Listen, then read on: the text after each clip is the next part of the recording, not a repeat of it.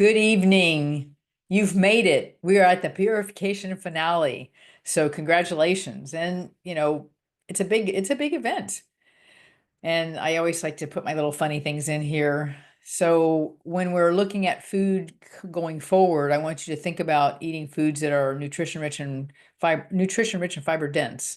And chicken McNuggets or chicken nuggets are not the way to go.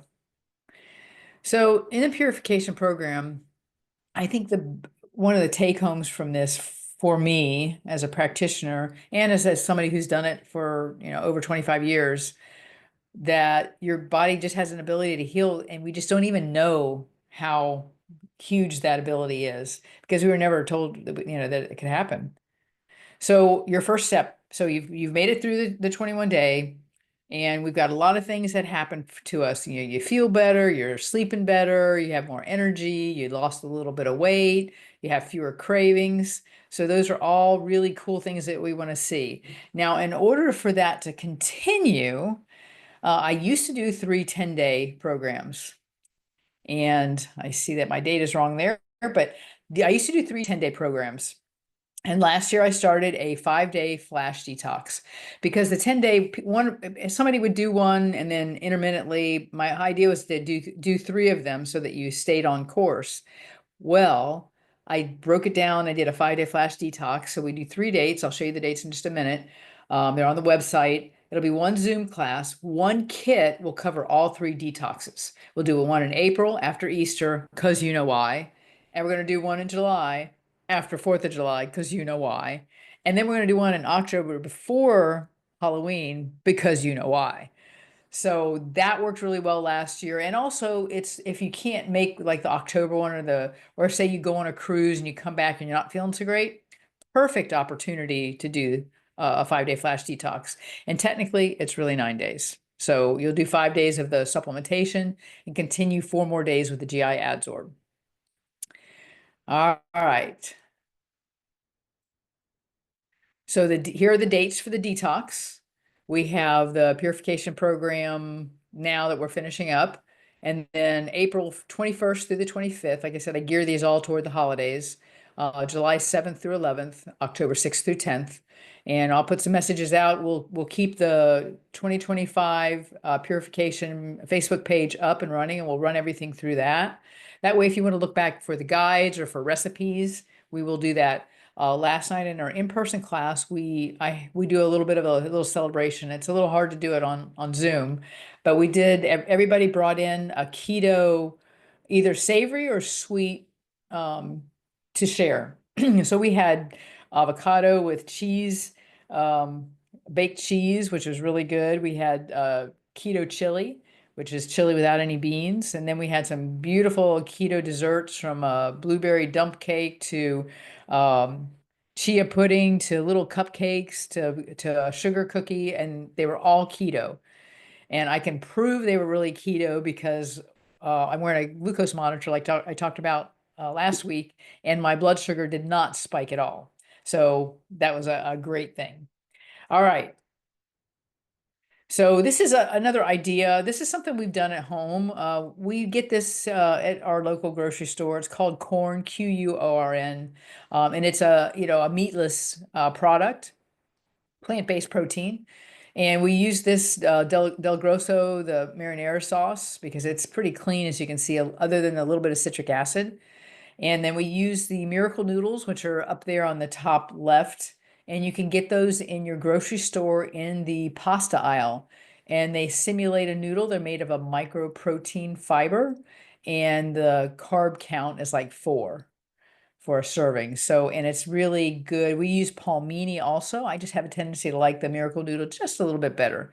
And if you make this, we just saute the meatless, the chicken pieces, and we do a little garlic, a little butter, saute them, and then we put them with the sauce and the noodles, and it's almost like a little spaghetti, chicken spaghetti.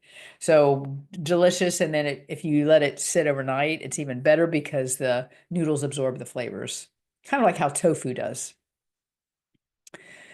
So Last week, we talked a little bit about lifespan, and I want to kind of extend that conversation because the whole point of doing it for 21 days, yeah, we're going to clean out the liver, but it's really crucial for cleaning out the liver for really extending the quality of life.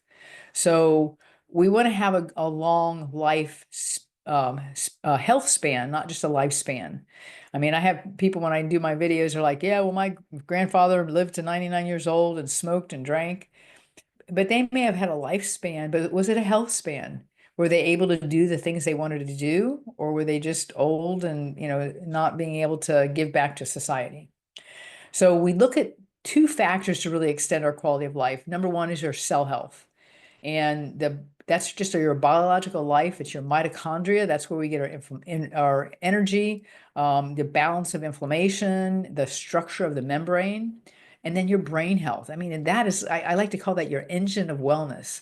And we don't really understand how it functions sometimes. We know how some of it does, but there are still functions we don't know. But that function is, what really impacts everything. Because if you don't have your brain, there's no operating the muscle, your heart, and all the things that keep everything going. So, as we age, it's really super important to look at our brain health. And that brings us to a conversation about omega-3s. So you'll always hear me talk about omega-3s. I'm big on omega-3s. If you're eating a cold water fish every day, you're probably getting enough, but I love fish. I just don't eat it every day. So I do supplement with some type of fish oil. I recommend a cod liver oil for patients as they age, 50 and over. We also do an omega quant test, which is omega index test, and it tests how much omega-3s are in your blood, so we know how to calculate how much more you need. And we have omega-3s we can say that you're good eicosanoids, or we can say your omega-6s are your bad. Your omega-6s, we're going to find those in the foods that are on the shelves in the store that are using the trans fats that let them last for a long time on the shelf. Your omega-3s are going to be your fish oils, and you can just see the difference in the benefit of a 3 versus a 6. The omega-3s will help to prevent blood clots. They help to cause dilation of the blood vessels, which means it keeps them open. There's a reduction of pain, a reduction of inflammation, decreasing of cell division, enhancing your immune system, and my favorite is improving your brain function. So if you're not incorporating that in your diet right now, that will do some things moving forward. And if you're at the end, we will send you, we'll make sure you put your email in the chat, and I will have a system survey sent out to you. And I'll look at that and kind of put together a little protocol for you going forward. So here you can see the omega-6 fats, where they are found in our foods. And we do have the Super Bowl coming up. So these are foods that are commonly eaten during that time. But look at the amount of omega-6s in there. These are just two fast foods. And look at down below some of your potato chips, your tortilla chips, your granola bars, and any of your fast food are just loaded with omega-6s. And that's really a key for causing more inflammation, increasing your cholesterol, especially your cholesterol, like your VLDL. That's what we talked about a couple of weeks ago, that very low density lipoprotein. That's the one that clogs the J trap under your sink. And that clogging in your arteries, if a piece breaks off and goes to your heart, you have a heart attack. If a piece breaks off and goes to your brain, you have a stroke. And when we're having all these omega-6 fats in our diet, the SAD diet, the standard American diet, it really is what is causative for that heart disease or stroke risk. So how do you know? So this is why we use that omega-3 index. And not only does it tell you what your omega-3 index is, but it'll give the studies are all linked to things like your healthy blood flow, your healthy triglyceride levels, your normal heart rhythm, and also healthy blood pressure levels. So that's a benefit of having your your omega-3 index really high. And there are all kind of studies. I just picked this one out, and this is just an older study even, but it just shows that if your omega-3 index, I like it at 8 and above, but even at the level of 6, you have a 90% reduction of any cardiovascular risk. And that's a huge reduction. So when we talk about omega-6, I like to kind of blend into ketones. because we now need to kind of figure out how are we going to eat after this program? Is it sustainable? What can we do to make it more sustainable for us? So let's talk about ketones a little bit. So what is ketosis and how does it work? So traditionally, our diets, our standard American diet, our SAD diet, is higher in carbohydrates. That causes the glucose levels to rise. The pancreas then secretes insulin, and the insulin's job is to take that sugar and put it into the cell for energy. But if you have a higher fat diet, your glucose levels fall, your lipase then releases stored triglycerides, and that fatty acid travels to the liver, and then the liver produces ketones, or that's where the energy is produced. When we're talking about a ketogenic diet, we're talking about a lower carbohydrate, high healthy fat diet. And I always tell patients, if your doctors are concerned, tell them you're doing a modified Mediterranean diet, because everybody knows what a Mediterranean diet is. Because once you say ketogenic or keto, it just throws all these bells and buzzers. Unless you're a type 1 diabetic, you're not at risk for ketoacidosis. So we hear those things on TV for all the drugs that they're pushing. Instead of telling people to eat better, they're saying, well, you just take this pill and you won't have diabetes, and maybe you'll lose some weight or not. So diabetes here, your ketogenic diet can really help a lot of different things, heart health. And originally a ketogenic diet was designed for kids with epilepsy. And they found when they put them on a ketogenic diet, they did not have epileptic seizures. So they were able to do that without medication, which is really cool. So neurological, a decreased risk of cancer, improved respiratory system, less acne, PCOS. And that's usually women have that because of the polycystic ovarian syndrome. And that, is a hormone issue, but that's also helped managed on a ketogenic diet as well as losing weight. And in the office, we have the InBody. So make sure you go and weigh at either an InBody near me so you can get your body composition, so you have that information. And we are always welcome to kind of hop on a call with me and we can kind of go over that information. So when I talk about a ketogenic diet, we talk about low carbohydrate, healthy fat. The first thing people think, oh, well, eating fat causes heart disease. Well, no, it doesn't really. And this is a particular article, and it's a meta-analysis, which means they take all this research and they go through all these studies, and then they look at it. And in this was from 2010. So this is, 15 years that we've known these things, and we're still making the mistake saying, oh, your cholesterol's high from eating fat, from eating red meat or whatever. But this just shows that, after going through all those research articles, it just showed that there was no significant evidence for concluding that dietary saturated fat is associated with an increased risk of cardiovascular disease or chronic heart disease. So, it's in the literature. And I like to use science-based evidence. When I teach doctors, I always use that because I always have to back my words that come out of my mouth. But the same with you. You deserve the same thing. And here it just shows how fish oil, the omega-6s are very high, and then the ketogenic diet combined are very brain protective, very neuroprotective. So they can provide symptomatic and disease-modifying activity in a broad range of neurodegenerative disorders, or neuroinflammatory disorders, we also can say, like Alzheimer's and Parkinson's, and also maybe helpful for patients who had a traumatic brain injury or even a stroke. So excess stubborn fat, it's just the problem of stuck energy being in the fat cell. And the best way that I can explain it is that we have two fuel sources. We either have sugar as our fuel source or we have fat. And yeah, protein can be a little bit of a fuel source, but really these are two major fuel sources. Most people are using sugar for their fuel. Here's what happens. If you use sugar for your fuel and you run out, so say you're hungry, you eat a Snickers bar and your blood sugar goes up and then it's going to bottom back out. Well, your body can't go over to using fat for fuel, but the next available thing is your muscle. So then you muscle waste. And we talked about sarcopenia before. That's flesh death. So you're just, if you're already in your 50s and 60s, you're losing muscle mass at a rate of 1 to 3% per year. And then you're eating so much sugar, then your body's saying, okay, well, I'm going to eat the muscle for fuel as well. So it's really a decline. That's why we do a body composition. That's why it's structure your eating differently so that you preserve the muscle and burn the fat.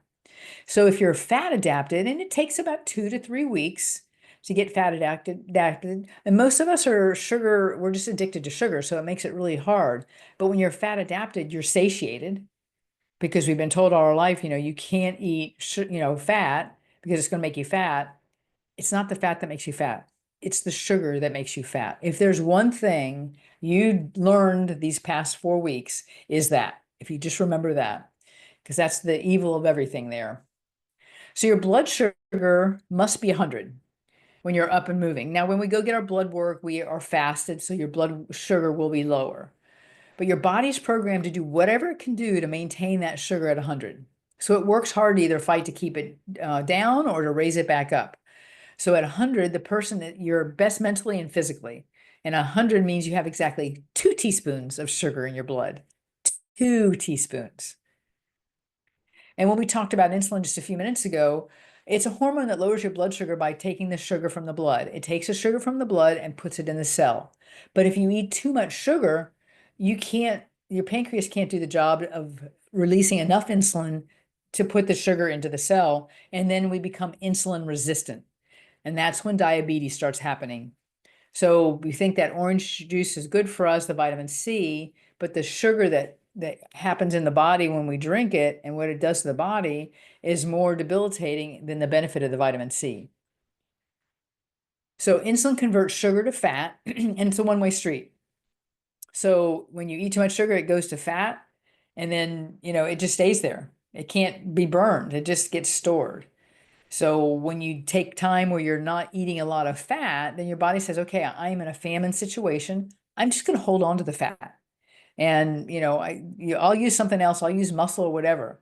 And that's why when we do this lower carbohydrate, healthy fat, then your body has to say, oh, you're giving me enough fat because I need it for my brain. I need it for my organs. I need it for my muscles.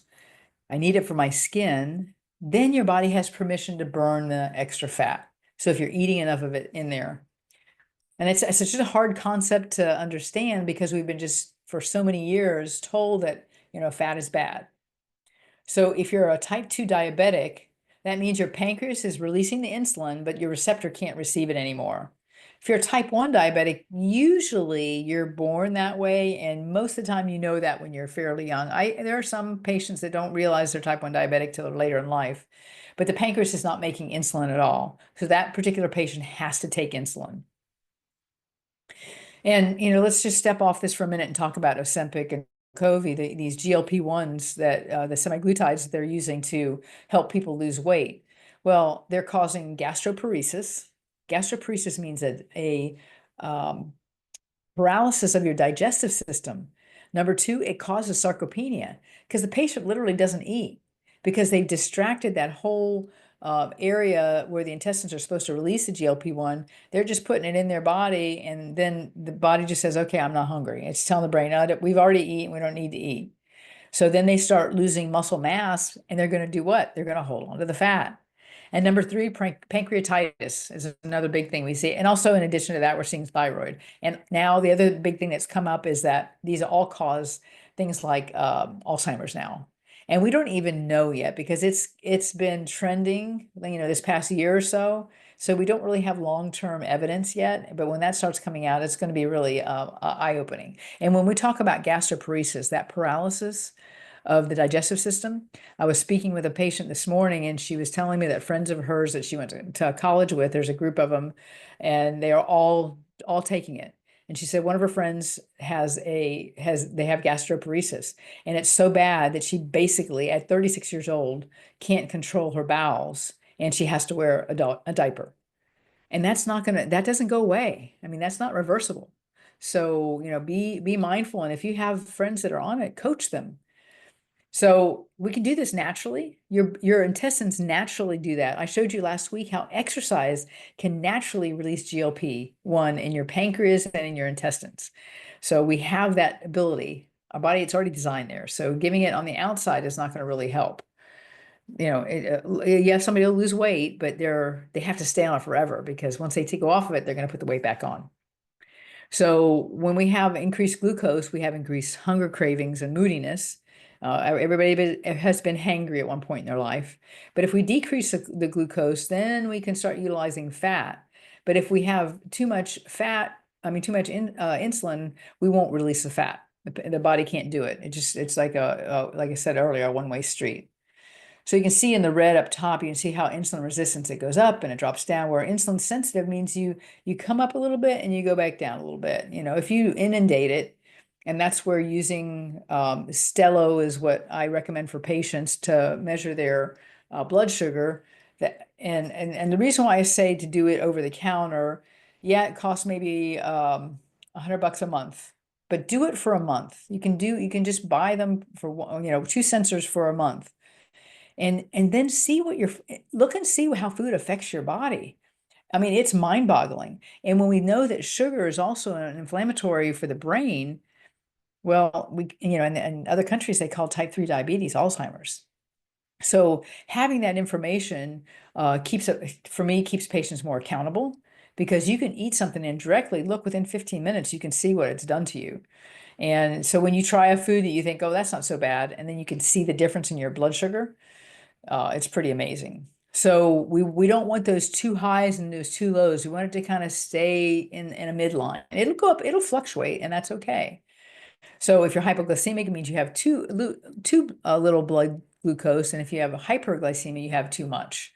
So we want to, not have any symptoms. But when we're doing a lower carbohydrate, healthy fat, we don't have any of these symptoms. So remember, sugar or glucose is storage, and it's stored in the liver. 7 tablespoons in your liver and 21 tablespoons in your muscles. So it's there, it's available.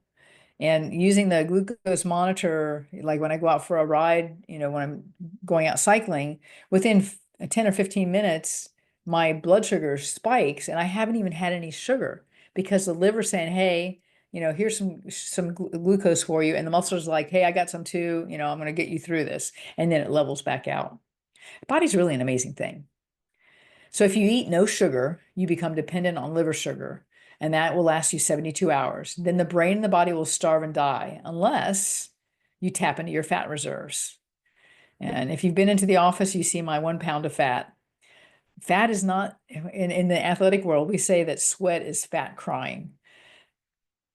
So fat's very misunderstood. It's not a cushion. And in Florida, we certainly don't need an insulator. So we want to make sure we use that as fuel instead. So what is the purpose of fat? It's a survival gland. It protects us against starvation of sugar. So fat is a backup organ for sugar. So if we're not eating sugar, your fat will be turned into your energy. And that's a primary purpose for fat. Most people don't even know that.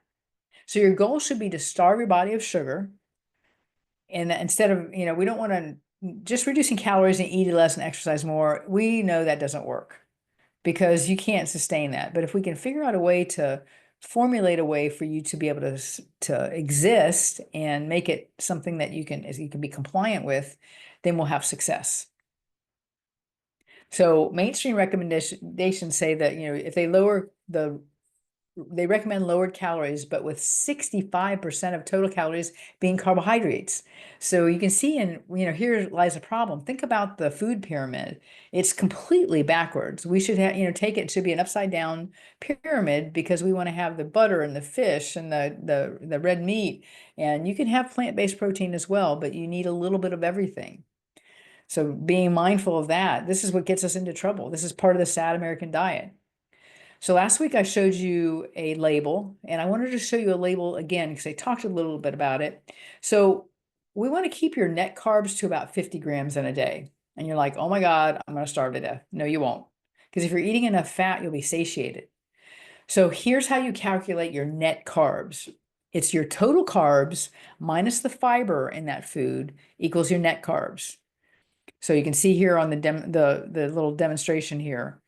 So the total carbohydrates in this label was 10 grams. There were 5 grams of dietary fiber. So you subtract 5 from 10, that gives you a net of 5 grams, which means for the rest of the day, you can have 45 grams of carbohydrates, net carbohydrates. So we take broccoli. So the carbohydrates in broccoli is 10 grams, but there's 3.8 grams of fiber. So we subtract that.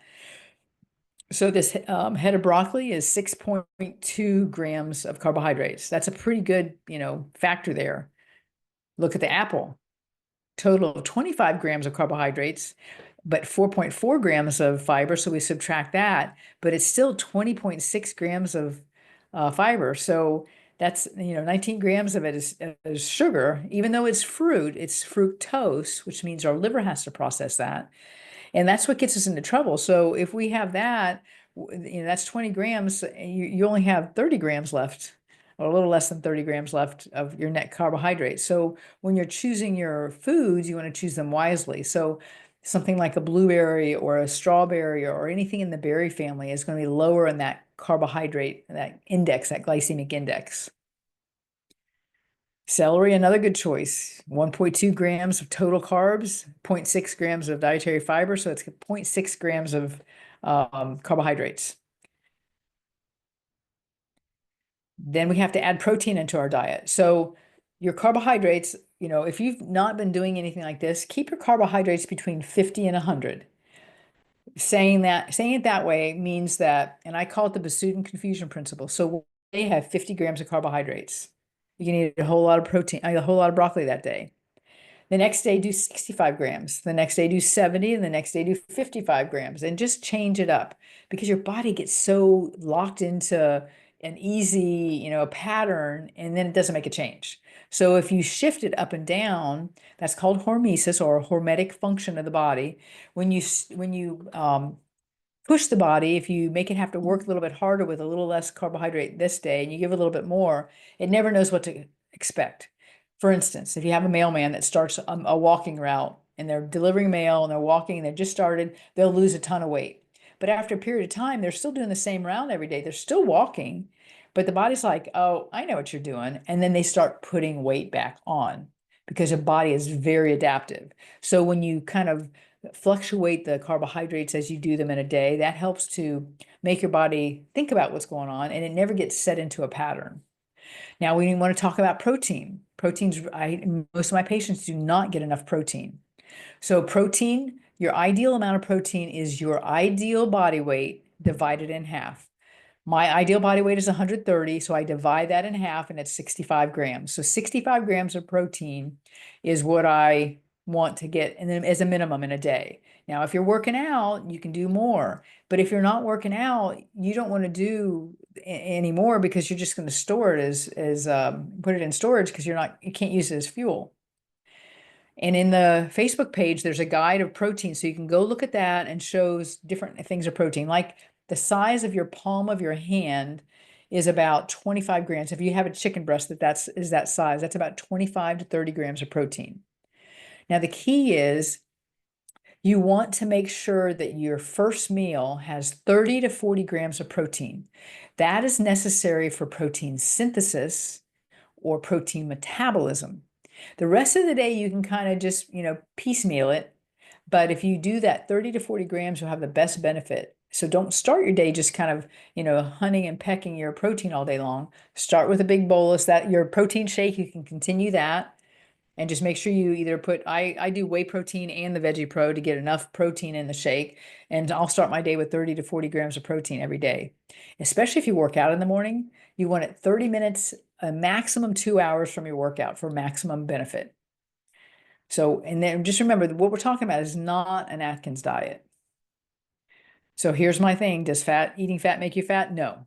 If your insulin is low.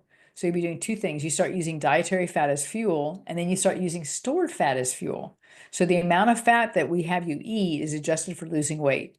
So if you're at your weight, your ideal body weight, you pretty much can eat. So I'm 130 pounds, so I eat about 130 grams of fat a day. And if you remember in the beginning, we talked about a gram of carbohydrate is 4 calories, A gram of protein is 4 calories. A gram of fat is 9 calories. So it's almost double the calories. So if you're wanting to lose weight, you want to do less than your body weight. So doing more of your ideal body weight. If you want to gain weight, then you do the opposite. And if you need help with that, that's when you reach out to me. So why do we need fat to burn? Because the body considers stored fat as the last ditch survival fuel. And if there's no dietary fats in, then it'll tend to burn up body structures like proteins. So if you do a low carb, a low fat, and high protein, you'll still spike your insulin and stress your kidneys and liver.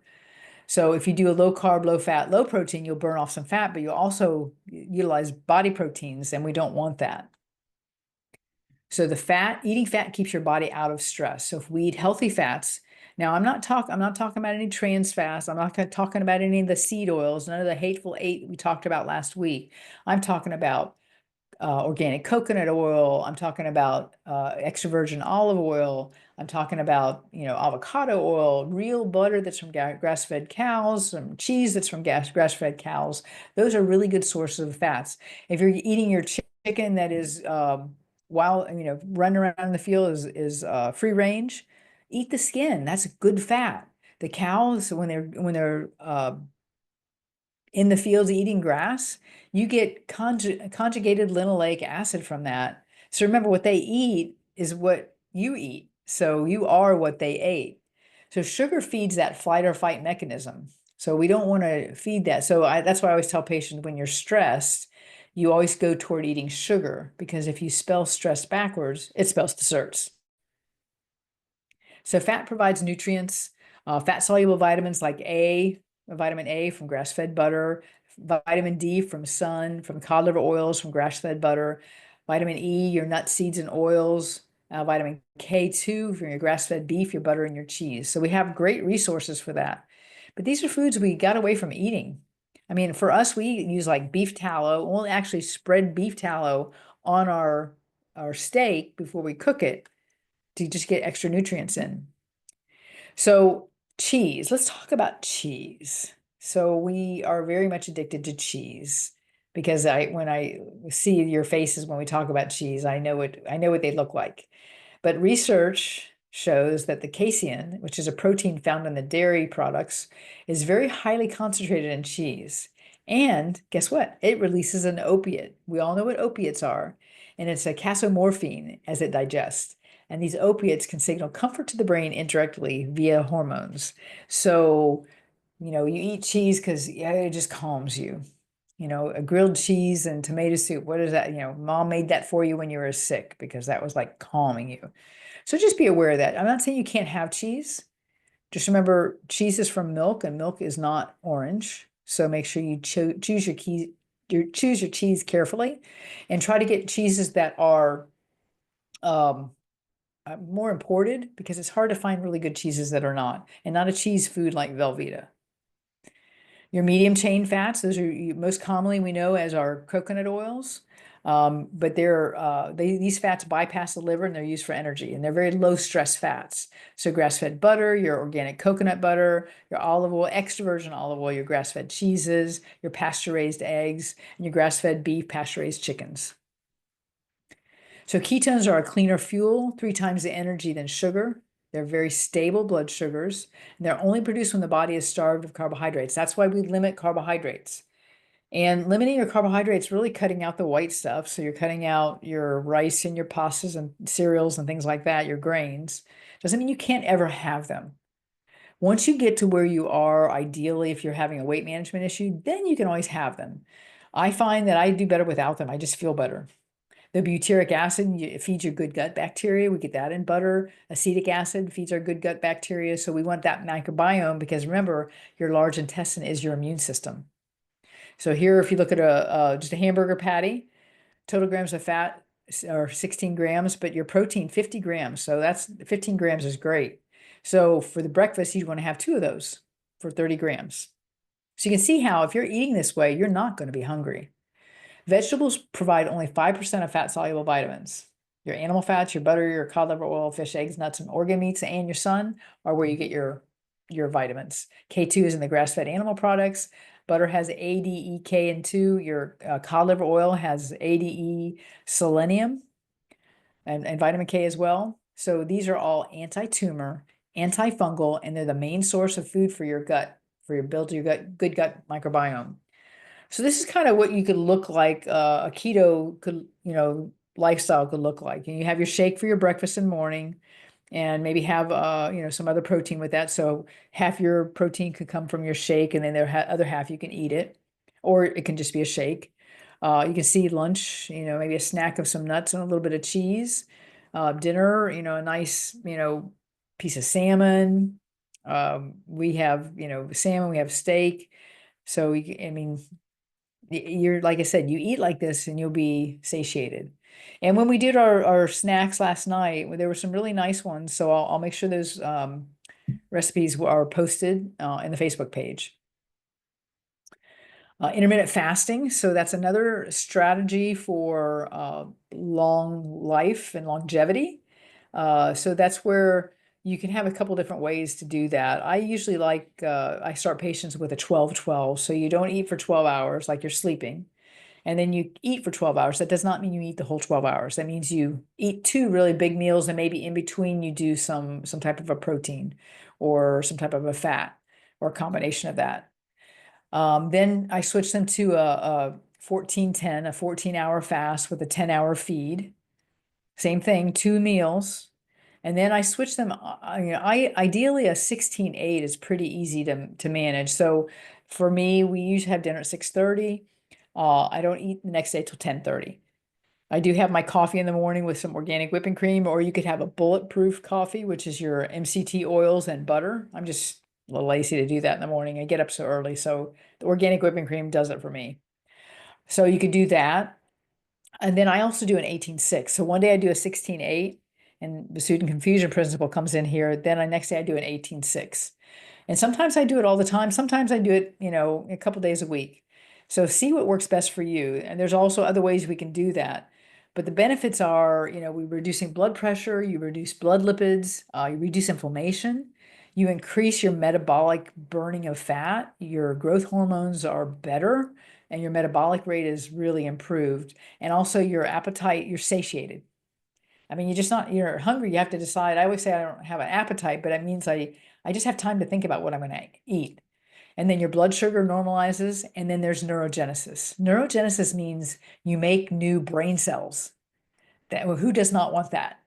So those are really big benefits. And when we do that, it's also protective of our mitochondria.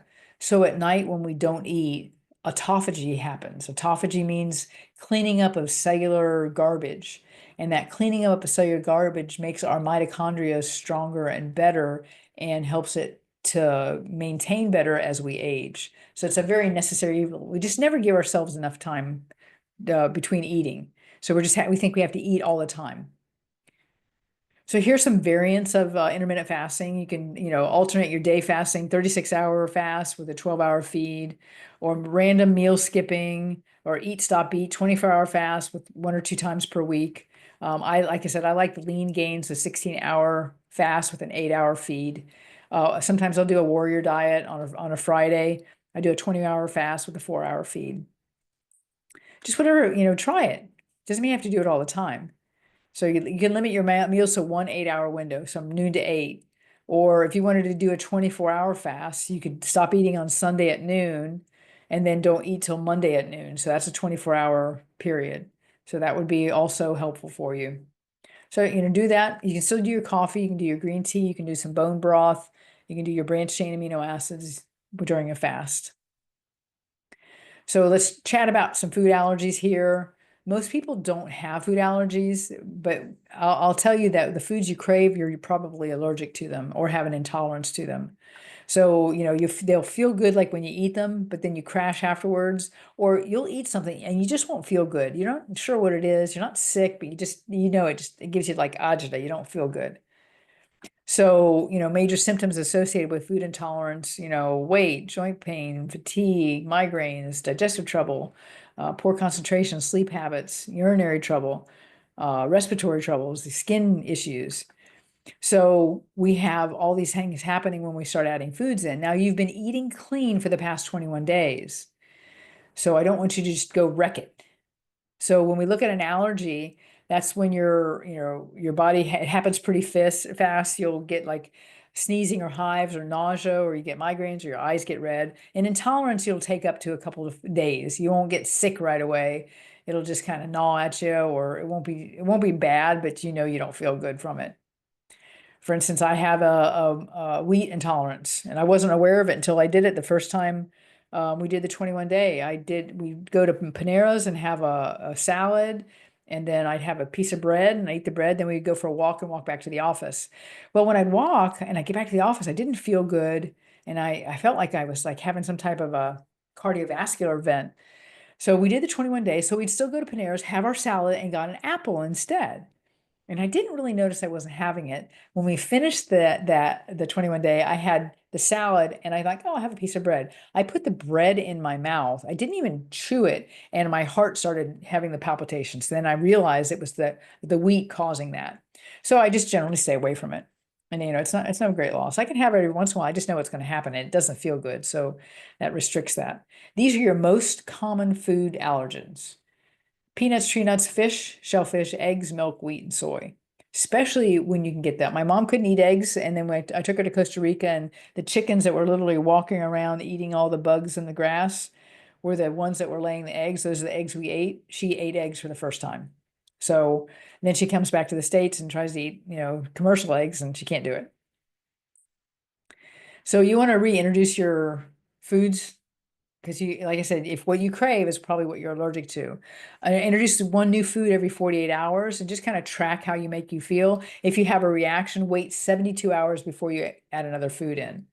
And usually, we kind of reintroduce them this way, grains. And generally, I stay away from grains. I do like some like organic, some oatmeal every once in a while, some steel cut, oatmeal.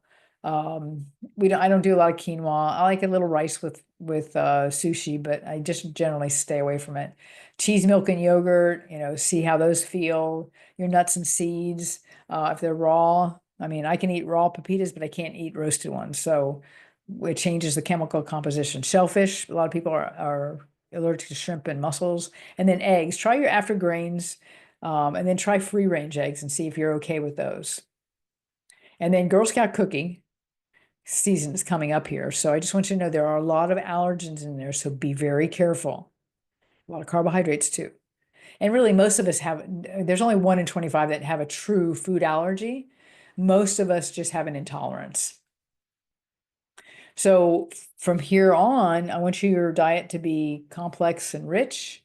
And you've got guides in the Facebook page. If you're not on there yet, please reach out and we'll get you on there. If you have weight maintenance in mind, we want to know what your exercise. We want to make sure your carbohydrates. So keeping your carbohydrates between 50 and 100, and then narrow it down to 50 to 75. That's generally what I do. And it's really easy. It's not hard at all. And then protein, half your ideal body weight in grams. And then your fat, if you're at your ideal body weight, it's your grams of fat. So I weigh 130, so mine 130 grams of fat. If you need help with that, just reach out. So your shopping list shouldn't really change. Twice as many veggies as fruit. That's still my rule. Try to get fresh and organic. Frozen is okay. Shop that outer ring of the grocery store. Maybe try a local co-op. That's always helpful. And be aware that foods that we're getting from the store, these sad American diet foods, are also loaded with glyphosate. Glyphosate is Roundup. And I mean, we can measure it in the lab. I mean, I can send you out for blood work for it, but I think that would just really scare people because even in your wheat, you can go on YouTube and they show at wheat school, you can just Google wheat school and they show the farmers, okay, spray all your wheat with Roundup to kill it. That way you don't get mold. But we're eating that. So we're ingesting it. And I mean, just look at all these foods that are in there. I mean, I don't see one on there that I would really eat because I know way too much. And glyphosate is a destructor of your human health and your biodiversity. It actually affects your digestive system and your microbiome. So when we have that gut bacteria, remember we talked about your large intestine, that's your immune system. Your large intestine also makes 95% of your serotonin. Serotonin is for your brain. Your brain only makes 5%. So if your gut is not healthy, your brain is not going to be healthy. So people that are, have neurological disorders, that's what we want to look at. We want to target maybe getting their gut better instead of just putting a bunch of medication on them. But people have to want to do that. And a squirrel can know the difference between GMO and organic, genetically modified corn and not. So I think that's, this is a cute experiment some kid did, but it's quite, impactful when you know that the squirrel, whose brain is much smaller than ours, can know the difference. But we're also finding that glyphosate is, causative of digestive issues, obesity, autism, Alzheimer's disease, depression, Parkinson's, liver disease, and cancer. So just be mindful of those things. And you are what you eat. In the Midwest, the Mars Candy Company, that's all Skittles there they're dumping there. And that's what the cows are eating, candy. The farmers feed their cows Skittles. Some farmers add candy, chocolate, cereal, or molasses to their conventional feed as a cheap substitute for corn when corn prices are high. And because sugar reportedly helps cows with digestion, increases milk production, and fattens up beef cattle. So Mars Incorporated sells their unused Skittles to companies that melt them down and add them to livestock feed, which farmers buy to save money. And you are what they ate. So we have a lot of sources around us. You can Google, organic, grass-fed, grass-finished beef near me, and you'll get a whole host of places. Places like Moink Box or Butcher Box, you can get that kind of sourced animal protein delivered to your door in a subscription type. We use Moink Box. And you get nice steaks and chicken and salmon and all of it's sustained, ethically sustained and utilized.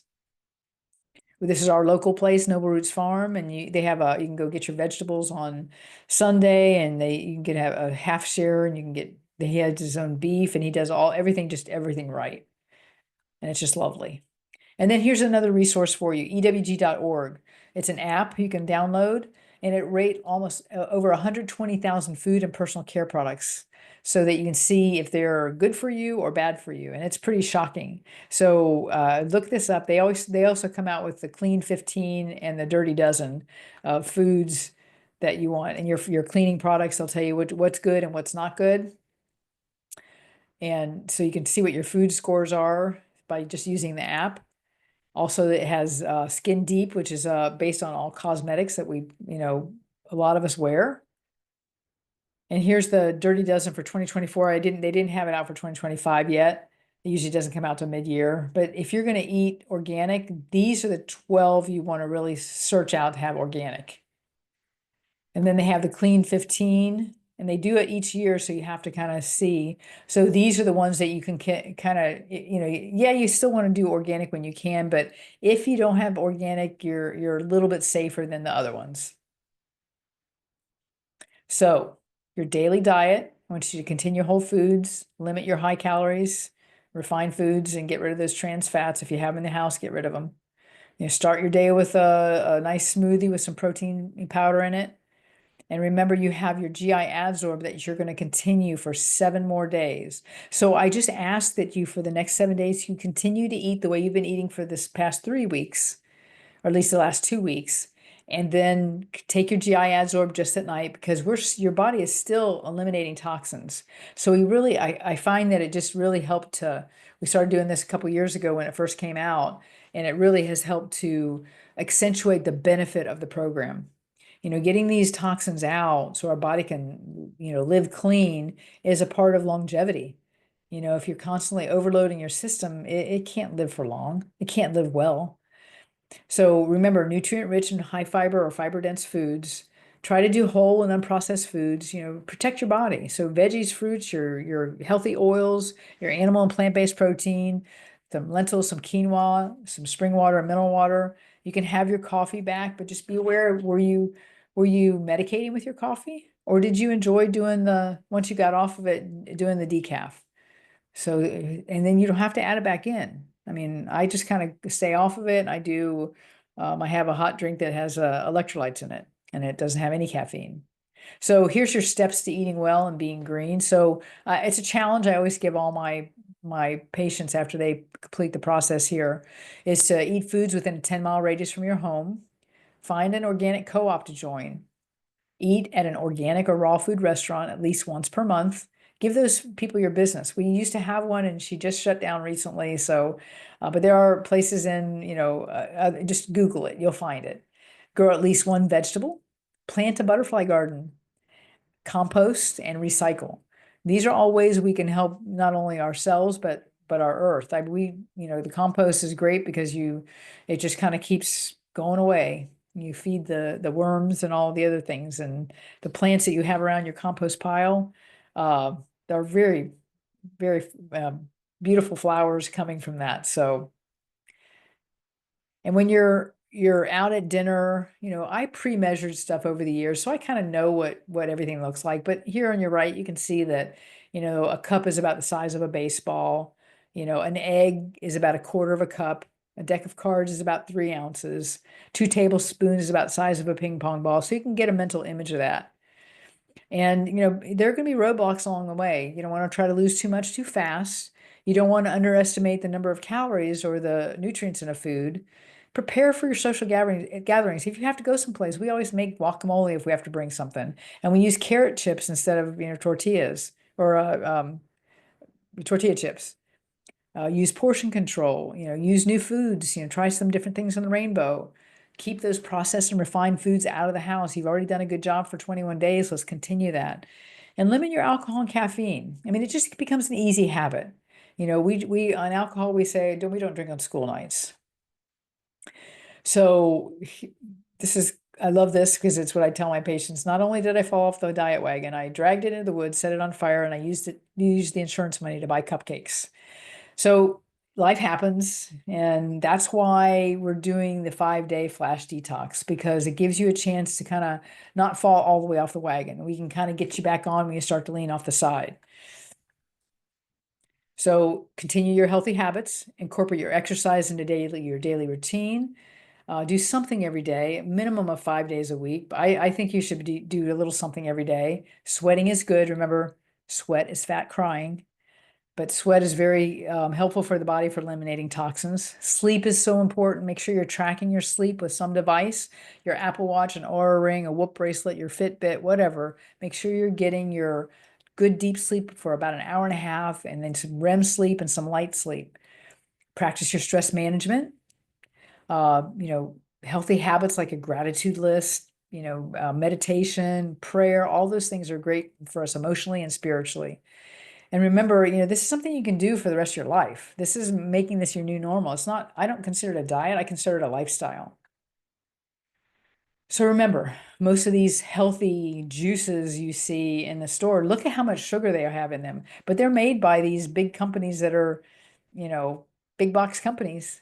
NutriBullet, it's owned by you. You can make your own shakes. This is my little tipper. May she rest in peace. And, she always looks over us. But our goal is always to help you create a lifetime of health and vitality. So I really am grateful that you did the program. I'm really proud that you finished or are almost finished. And you can do this any time of the year. But like I said, the 5-day flash detox will be a great way to be able to get you back in track quickly or clean up after some type of a holiday or vacation. So till next time, eat healthy.